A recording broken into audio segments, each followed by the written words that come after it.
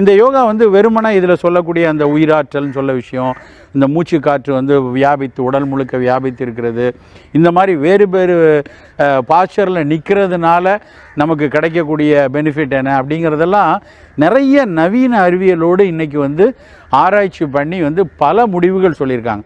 ரொம்ப முக்கியமான விஷயம் என்ன அப்படின்னா, ஒரு மனிதனுக்கு நல்ல உறக்கம் இருந்ததுன்னா, நல்லா தூங்கி எழுந்தாலே உடலில் வந்து பல்வேறு ஒரு நாளைக்கு காலையிலேருந்து இரவு வரைக்கும் நடக்கக்கூடிய வேலையில் உடம்பில் வந்து சின்ன சின்ன சின்ன தொந்தரவுகள் இயல்பாக ஏற்பட்டு வரும். அதை ரிப்பேர் பண்ணக்கூடிய ஒரு மெக்கானிசமே பார்த்திங்கன்னா நல்ல உறக்கம் தான்.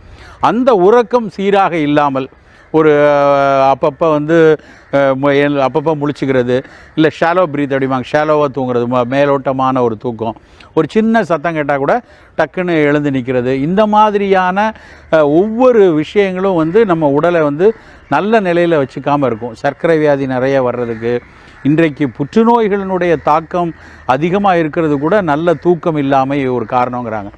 அந்த உறக்கத்தை மிகச்சிறப்பாக கொண்டு வர்றது வந்து யோகா தான்.